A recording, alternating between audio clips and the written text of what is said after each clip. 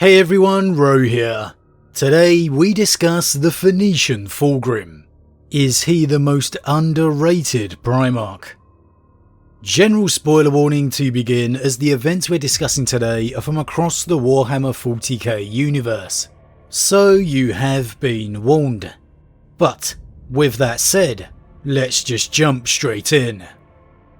Now, earlier in the week, I decided it's about time I sat down and reread the Dark Imperium trilogy, and honestly I'm really glad I did. Not only have I thoroughly enjoyed burning through the first installment already, but it's also reopened my eyes to a lot of insights and questions I may have forgotten or perhaps missed. And one thing that was just dominating my mind after the first few chapters was the question of, is Fulgrim an underrated Primarch? And the more I think about it, the more I think, yes, he is. Now, Fulgrim is a bit of a difficult character to associate with for me. He's one of the few Primarchs I've never truly managed to grasp that strong level of empathy with. And I think that's maybe because, for the most part, his journey has always been seen as on that descent to excess, his ultimate fall to chaos. And while, say, Magnus has that same destiny, you, or at least I, feel a great deal more sympathy for him. That, unlike Fulgrim, it wasn't something Magnus was destined to drive himself to. Like Fulgrim, Magnus is arrogant, ridiculously so. Like Fulgrim's desire for perfection, Magnus has his desire for knowledge, both pushing the Primarchs to at times ignore their better natures, even to make very wrong decisions. Yet again, for Magnus, you still just feel it didn't have to be this way.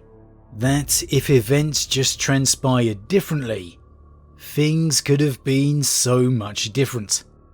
However, for Fulgrim, so early on in the heresy was his fall, his complete and utter embracement of Slaanesh, it really makes it hard to feel that way. And whereas Horus will have that ultimate split-second moment of revelation, realising just how wrong he had been, with Fulgrim, he doesn't. An eternity enslaved to Slaanesh is all that awaits this Primarch. But in trying to put those views aside, is it time we put a bit more respect back on his name? Because, well, he does have some particularly big achievements. The simple fact is, Fulgrim, alone of all his brothers, has killed 2 of his fellow Primarchs, Ferrus Manus and Rebute Guilliman. We're putting aside Russ possibly having 2 kills over the lost Primarchs for now. And I hear the cries that Guilliman wasn't technically dead, but there's no two ways about it. Guilliman was dying. He was placed into stasis in a desperate attempt by his sons to try and stop it happening. He was dead.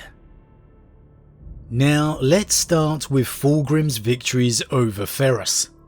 As much as I have a fondness for the Gorgon, he got fairly convincingly defeated by Fulgrim. Not just once, but twice. The first time Fulgrim attempted to sway Ferrus to the side of betrayal. As my old man would say, Ferrus went ballistic, with the 2 brothers coming to blows. Fulgrim won that encounter by knocking out his brother. He just couldn't bring himself to kill him. And then, the second, the fateful duel upon Istvan, where Fulgrim not only won, he beheaded Ferrus. Regardless of the fact that he gave himself in to the demon to strike the final blow, Fulgrim won by his abilities and skill alone. And this really shouldn't get slept on. Ferrus Manus was a beast of a Primarch. He was immensely big and strong, a head taller than Vulcan, according to the Horus Heresy novel Fulgrim. If there was one Primarch Vulcan wouldn't have been holding back against, it's most definitely Ferrus. And I'm saying that as a Leman Russ fan. The Gorgon was a beast, and Fulgrim really deserves his props for defeating him.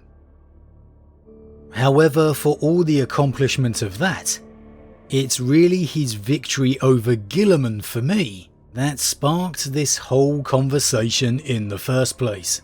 Because Fulgrim didn't just beat Guilliman in a fight, he outsmarted him in an entire campaign, from beginning to end. The legendary tactician and strategist Rabute Guilliman, renowned as perhaps the greatest of all his brothers in that regard, was completely outwitted by Fulgrim. Now, thanks to the first Dark Imperium novel, we actually get to relive this event through Guilliman's eyes. And though this hasn't changed from the original release to the reworked version, I think I may have just forgotten how comprehensively Fulgrim schooled Guilliman here. Because in rereading it this week, in what, I don't know, maybe a year or so since I last have, it really leaps out at you. Like all the other loyal Primarch disappearances, Guilliman's death took place during the Scouring, and it's over the world of Fassala that he and the Emperor's Children fleets would climactically come to blows.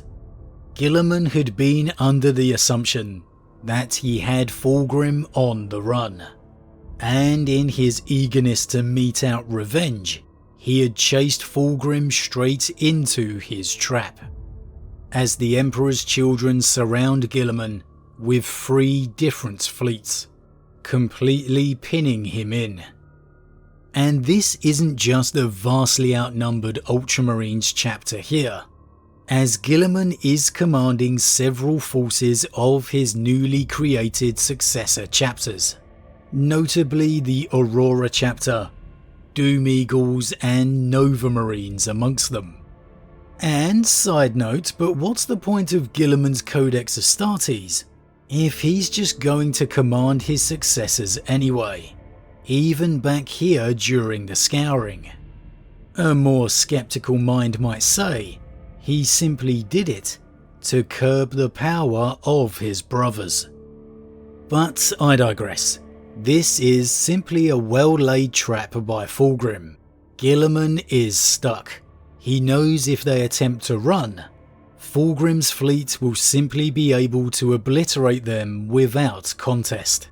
He knows he could order in the rest of the fleet to cover his own retreat, but that's not Guilliman's style. He would ask no man to sacrifice their life for his. And so he takes a gamble, a teleportation boarding of Fulgrim's flagship in force, the ironically named Pride of the Emperor. While Guilliman advances with a main force, he has other task forces working on separate objectives to disable the ship, which, if accomplished, will hopefully provide the opening to retreat. Guilliman, however, encounters no resistance.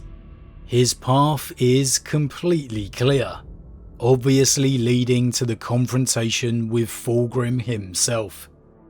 And we know how this ultimately ends, Fulgrim slashing his brother's throat.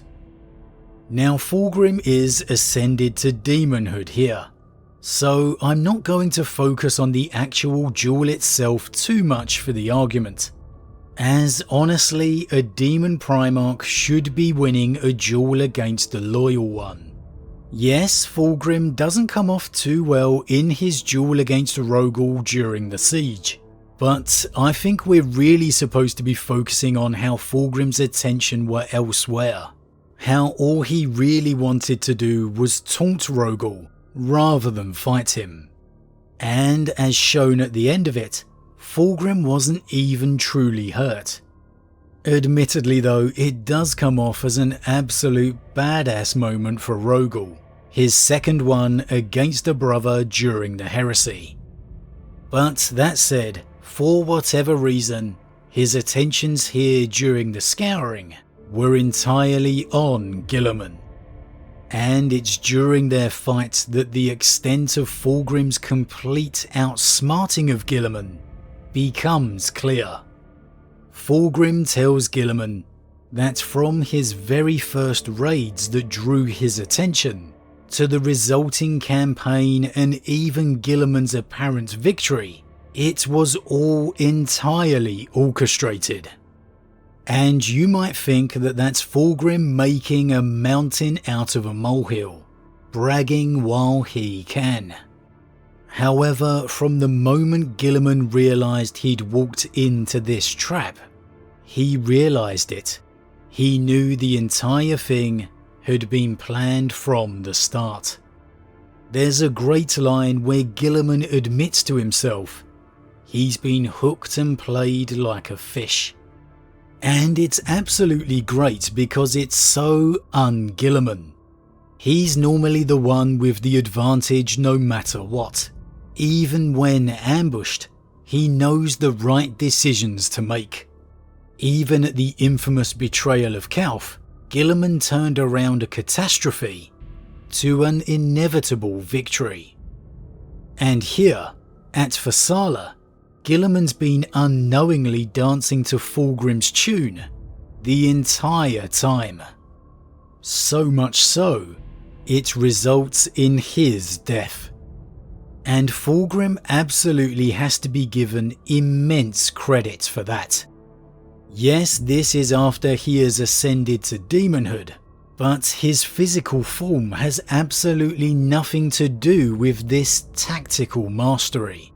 If anything, ascending to demonhood seems to dull that to some extent, with the demon Primarchs becoming too overconfident in their own power, too reliant on the powers of the Immaterium. However here, there is none of that. It's just the simple intelligence of Fulgrim, completely outthinking one of the best Primarchs at strategy. Yes, he may have killed him physically, but he absolutely destroyed him tactically. And I think this is a credit to Fulgrim that gets far too often forgotten. So, the Phoenician, the Primarch who loses to Rogol at the siege, who was on the receiving end of the burn of all burns from Jagatai, yet defeated one of the strongest Primarchs in his brother Ferrus Manus twice, and completely outwitted one of his smartest brothers in Rebute Guilliman, removing the much needed Lord Commander from the still reeling Imperium. As quiet as he may have been over the past 10,000 years, Fulgrim may just have the best record of any traitor Primarch. The day he is sighted once more traversing the Imperium could be a very, very bad day indeed. But as always everyone, what do you think? Does Fulgrim deserve more credit for the achievements he has made? Does he get slept on in regards to the rest of his brothers? In defeating his brother Ferrus Manus, in defeating his brother Rebute Guilliman, do we truly need to put some more respect back onto the Phoenician's name? And if not, then why? Why do you think Fulgrim does not deserve more credit? As always, leave your thoughts in the comments below. Huge thank you to all my subscribers, your support truly means a lot to me, it really does.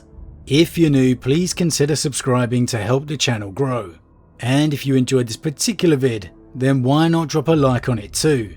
But with that said, I am off, and I'll see you all again real soon.